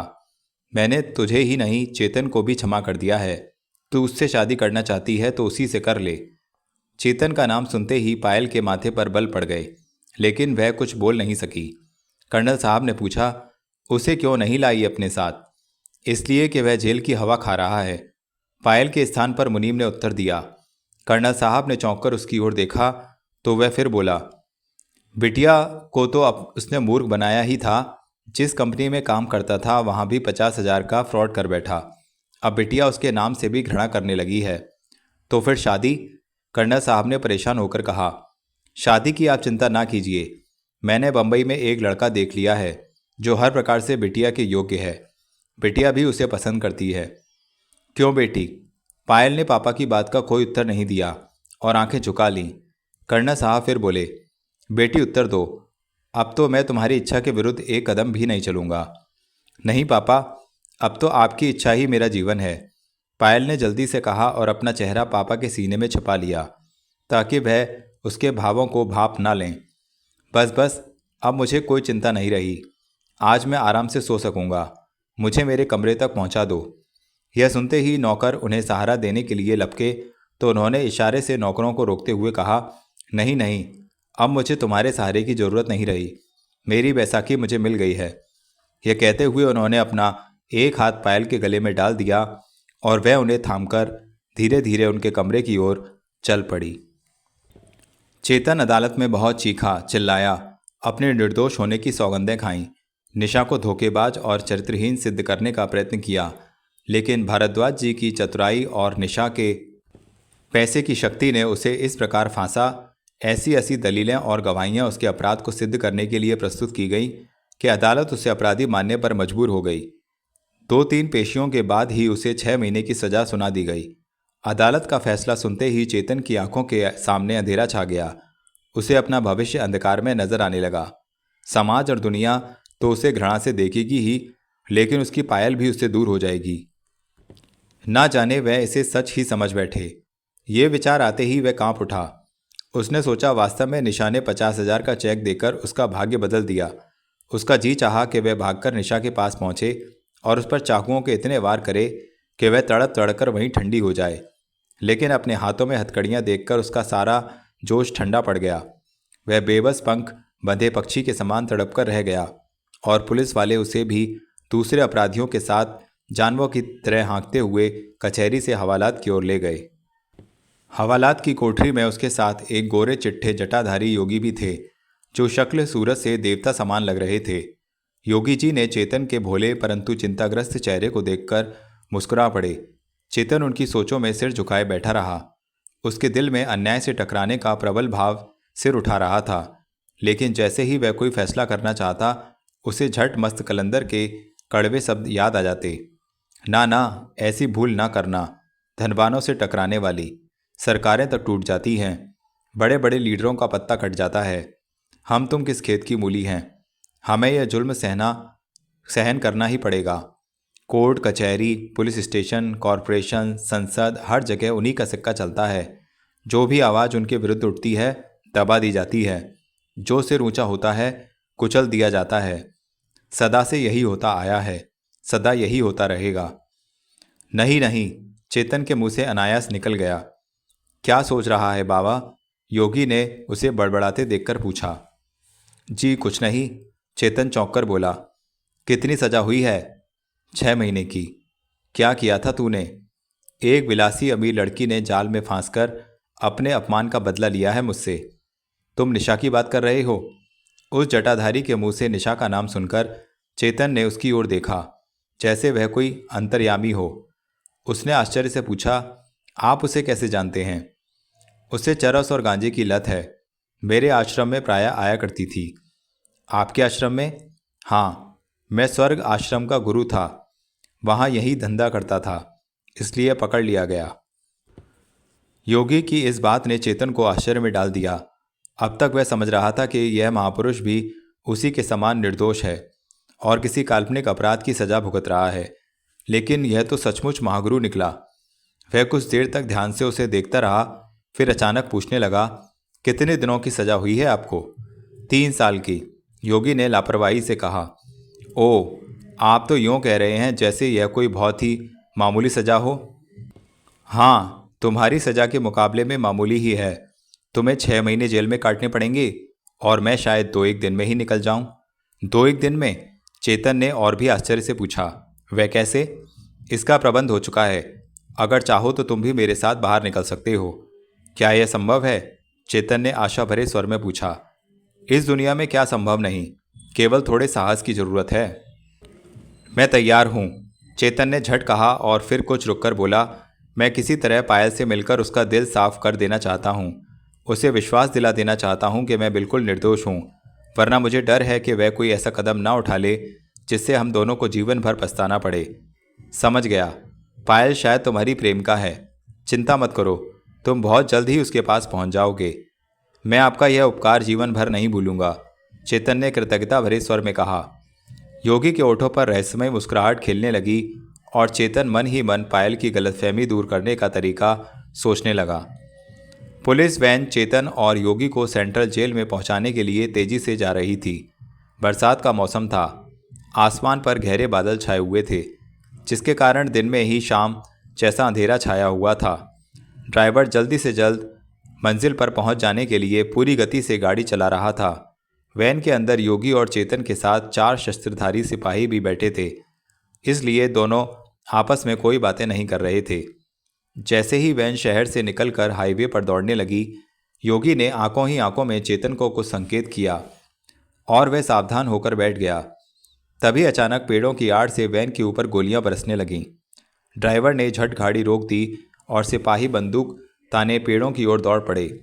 निकलो जल्दी, यही अवसर है, योगी ने चेतन से कहा। तुम्हारे हाथ खुले हुए हैं, दरवाज़ा खोल दो। चेतन ने फुर्ती से लपककर वैन का दरवाज़ा खोल दिया और उसके साथ झट उतरकर ड्राइवर की ओर बढ़ा। ड्राइवर ने गर्दन मोड़कर जाली से उन्हें उतरते हुए देखा और इंजन बंद करके अपनी ओर का दरवाज़ा खोलकर उन्हें पकड़वाने के लिए सिपाहियों को पुकारना ही चाहता था कि योगी की हथकड़ियाँ जोर से उसके सिर पर पड़ीं और वह बिना किसी आवाज़ निकाले गाड़ी से गिरकर सड़क पर ढेर हो गया। चलो जल्दी से वैन लेकर भाग निकलो, योगी ने अगली सीट पर बैठते हुए कहा। चेतन झट उछलकर ड्राइवर की सीट पर जा बैठा और इंजन स्टार्ट करके उसने गाड़ी को फुल स्पीड पर छोड़ दिया। बहुत दूर जाकर चेतन ने सामने लगे शीशे में देखा कि पुलिस की 3-4 जीपें उसके पीछे भागी चली आ रही थीं। चेतन ने झट गाड़ी को एक पहाड़ी सड़क पर मोड़ दिया और बलखाती हुई सड़क पर भी उसने गाड़ी की गति कम ना की। उसी समय हल्की हल्की बारिश शुरू हो गई और पुलिस की गाड़ियां काफ़ी पीछे रह गईं। अंधेरे के कारण उसके लिए गाड़ी चलाना कठिन हो गया था, लेकिन प्राणों के डर से वह गति कम न कर पा रहा था। तभी एक ढलान से उतरते हुए गाड़ी अचानक फिसलकर सड़क के किनारे गहरे कीचड़ में धंस गई। अब क्या होगा? चेतन ने घबराकर कहा। उतरो जल्दी और इस वैन में आग लगा दो।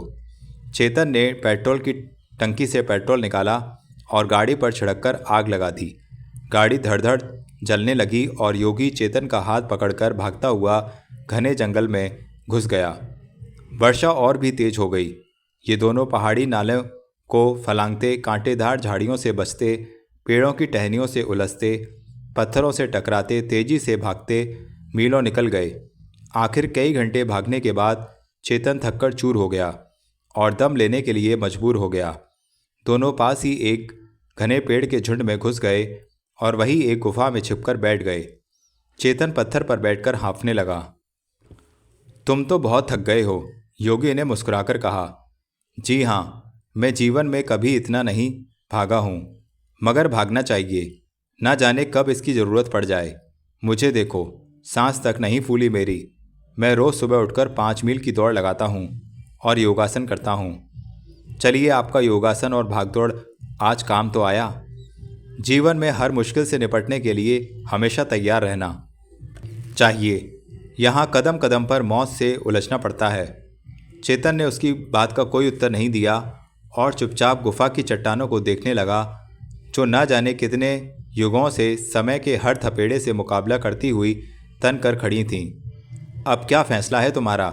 योगी ने उसे मौन तोड़ने के लिए पूछा। मैं कुछ समझा नहीं, चेतन ने उसके प्रश्न का उत्तर न समझते हुए कहा। तुम जेल से भागे हुए अपराधी हो। उस दुनिया में वापस जाते ही फिर जेल में ठूस दिए जाओगे, और इस बार कम से कम 2 वर्ष की सज़ा तो होगी ही। वह तो मैं जानता हूँ, लेकिन और उपाय ही क्या है? एक रास्ता है।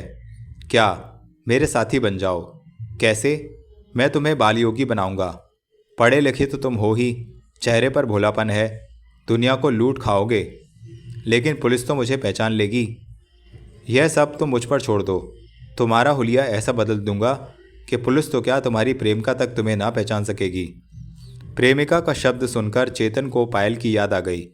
वह तड़प उठा और उसकी कल्पना में खो गया। योगी ने उसकी चुप को देखकर पूछा, क्यों, क्या विचार है? मुझे 2 दिन का अवसर दीजिए, मैं पायल से मिलकर बात कर लूं। अगर उसे मेरे निर्दोष होने पर विश्वास आ गया तो मैं 2 वर्ष की जेल काट लूँगा। वरना क्या? योगी ने जल्दी से पूछा। वरना मेरे सामने एक ही रास्ता होगा, जो आपने मुझे बताया है। तो जाओ, प्रयत्न करके देख लो। मेरे द्वार तुम्हारे लिए सदा खुले रहेंगे। 2 दिन की गुप्त यात्रा के बाद जब चेतन शिमला पहुंचा तो रात का पहला पहर आरंभ ही हुआ था। वह शहर वालों से छिपता हुआ कर्नल साहब के बंगले की ओर रवाना हो गया। उसका दिल जोर जोर से धड़क रहा था और माथे पर पसीने की बूंदें उभर आई थीं। उसे अभी तक धड़का लगा हुआ था कि पता नहीं पायल उसकी निर्दोषता पर विश्वास करेगी अथवा नहीं।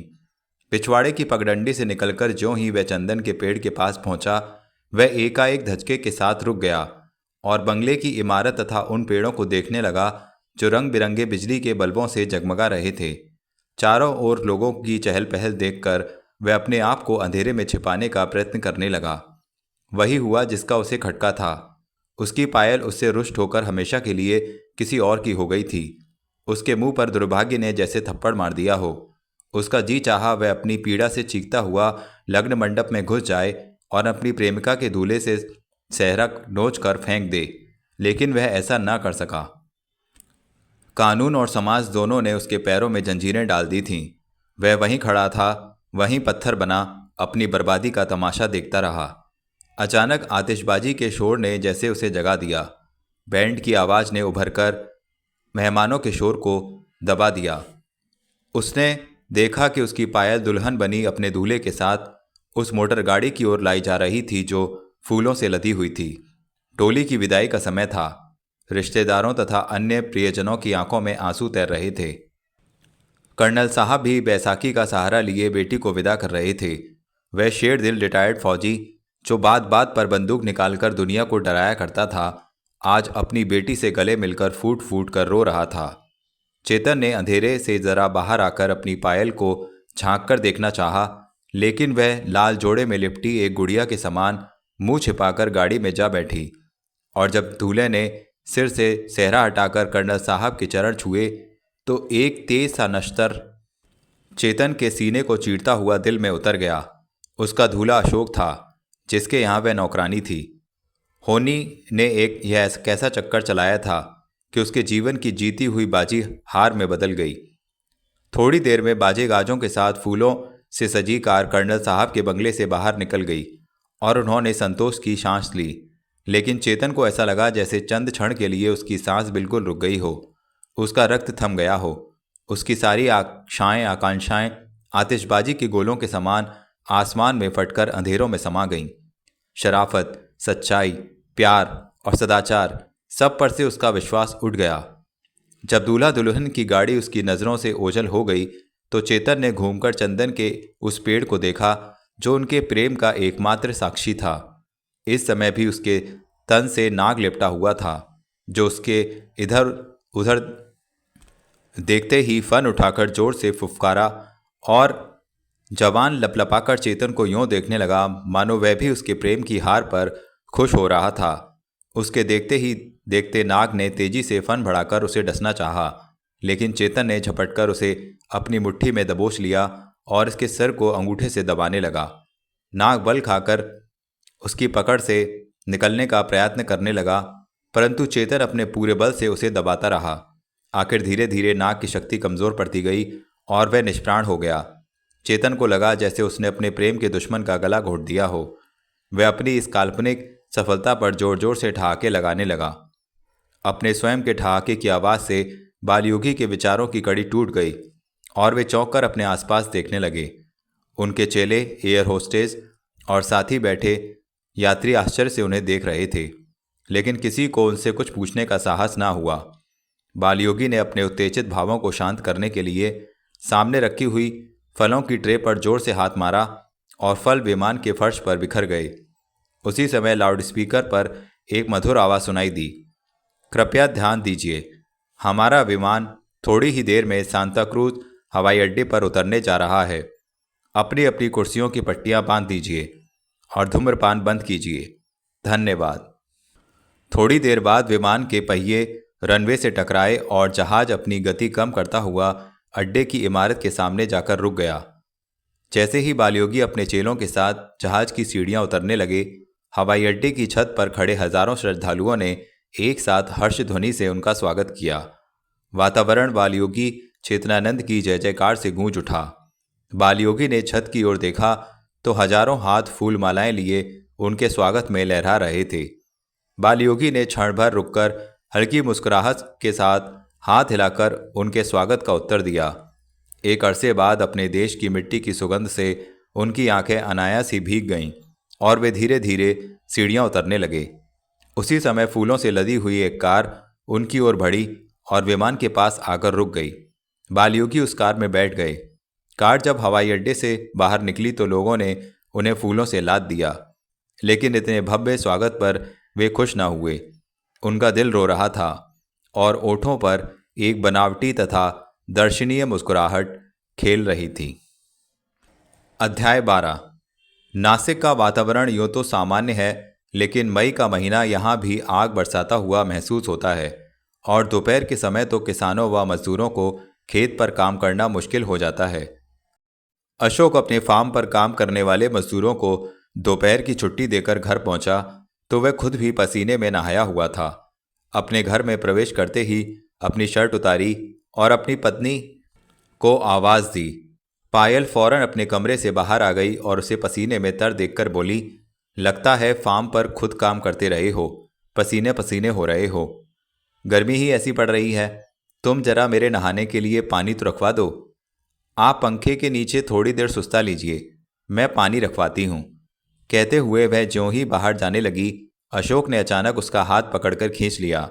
वह एक धचके के साथ रुकी और प्रश्नात्मक दृष्टि से उसे देखने लगी तो अशोक के ओठों पर मुस्कुराहट बिखर गई। आज बहुत खूबसूरत नजर आ रही हो तुम, उसने उसे पास लाते हुए कहा। 4 साल शादी को हो गए, अब क्या खूबसूरत नजर आऊंगी, पायल ने आंखें झुकाते हुए कहा। मुझे तो अब भी पहली रात की दुल्हन दिखती हो, कहते हुए अशोक ने उसके फूल जैसे गाल को चूम लिया। हाय राम, पायल ने घबराकर इधर उधर देखते हुए कहा। आप तो समय देखते हैं ना अफसर, माँ जो देख लेंगी तो क्या होगा। क्या कहेंगी, यही ना कि बहू ने कुछ बेटे को सिखाया है, वही कर रहा है। अच्छा, अब छोड़िए ये लिफाफेबाजी, मुझे आपके नहाने का पानी गर्म करना है। कहते हुए पायल ने उससे अलग होना चाहा, लेकिन अशोक ने उसे न छोड़ा और बोला, जानती हो पायल, हमारे नदी वाले फार्म पर जो आश्रम बन रहा है उसमें एक बालयोगी आकर ठहरे हैं। बड़ी मान्यता है उनकी, दूर दूर से लोग आशीर्वाद लेने चले आ रहे हैं। एक मेला सा लगा हुआ है। जी हाँ, सुना है, पायल ने मुझे दिल से कहा। क्यों न चलकर उनका आशीर्वाद ले लें, शायद उनकी कृपा से हमारी मनोकामना पूरी हो जाए। आपसे माँ ने कहा होगा। हाँ, और कह रही थी कि तुमने जाने से इनकार कर दिया। मुझे इन टोटकों में विश्वास नहीं रहा। जब भगवान को ही मंजूर नहीं है तो कोई योगी या साधु संत क्या कर सकता है। कहते कहते पायल के चेहरे पर दुख का साया लहराने लगा। अशोक ने उसका उतरा हुआ चेहरा देखा तो लज्जित सा हो गया और डरते डरते बोला, अगर मेरा नहीं तो माँ की भावनाओं का ही ख्याल करो। उन्हें परिवार का भविष्य चाहिए। मेरे बाद मेरा उत्तराधिकारी चाहिए। अगर तुम न जाओगी तो उनका दिल बुझ जाएगा। पायल ने अशोक की आंखों में देखा तो उसे वहां एक अद्भुत सी बेबसी डेरा जमाए हुए नजर आई। वह अपना हाथ छुड़ाकर बिना कुछ जवाब दिए बाहर निकल गई और अशोक उसे निराशा भरी निगाहों से देखता रह गया। बालयोगी के आश्रम में प्रातः से ही हजारों दर्शकों की भीड़ लगी हुई थी और लोग बेचैनी से उनके दर्शन की प्रतीक्षा कर रहे थे। जो समय बीतता जा रहा था उनकी उत्सुकता बढ़ती जा रही थी। उसी भीड़ में सुमित्रा देवी और पायल भी सम्मिलित थीं। अचानक मठ के अंदर से शंख की आवाज आने लगी, जो इस बात की सूचना थी कि बालयोगी दर्शन देने के लिए पधारने वाले हैं। सारे लोग जल्दी से एक लाइन में खड़े हो गए। सुमित्रा देवी ने नौकर ने उनकी कुर्सी भी धकेल कर लाइन में खड़ी कर दी और पायल उनके पीछे उनकी कुर्सी पकड़कर खड़ी हो गई। शंख की ध्वनि समाप्त होते ही मठ के द्वार के अंदर लाल रंग की रोशनी का एक गोला सा उभरा और उस रोशनी के अंदर से बालयोगी यूं निकले जैसे सूरज से कोई देवता निकल रहा हो। लोग उन्हें देखते ही जय जयकार करने लगे। वे ओठों पर पवित्र सी मुस्कान लिए हुए आगे बढ़े और लोग उनके चरण छू छूकर उनके चरणों पर शीश रखकर आशीर्वाद लेने लगे। बालयोगी हवा में हाथ बढ़ाकर किसी के हाथ पर फूल रख देते, कभी चुटकी बजाकर किसी के हाथ पर एक चुटकी राख रख देते, कभी किसी अपाहिज की को कड़ी नज़र से देखकर ओम तत्सत का नारा लगाकर आगे बढ़ जाते। लोग आश्चर्यचकित उनके चमत्कारों को देख रहे थे। बालयोगी इसी प्रकार हर किसी को कुछ न कुछ देते हुए आगे बढ़ते रहे। जैसे जैसे बालयोगी सुमित्रा देवी के करीब आते जा रहे थे, सुमित्रा देवी के दिल की धड़कनें तेज होती जा रही थीं। उन्हें ऐसे लग रहा था जैसे भगवान स्वयं बालयोगी के रूप में उनकी मनोकामना पूरी करने चले आ रहे हैं। परंतु पायल की निगाहें झुकी रहीं। उसने उनकी तरफ देखना भी गवारा न किया। साधु संतों से उसका विश्वास बिल्कुल उठ चुका था। इस समय वह अपनी सास का दिल रखने के लिए यहाँ चली आई थी, वरना उसे बालयोगी और उनके मठ से कोई दिलचस्पी न थी।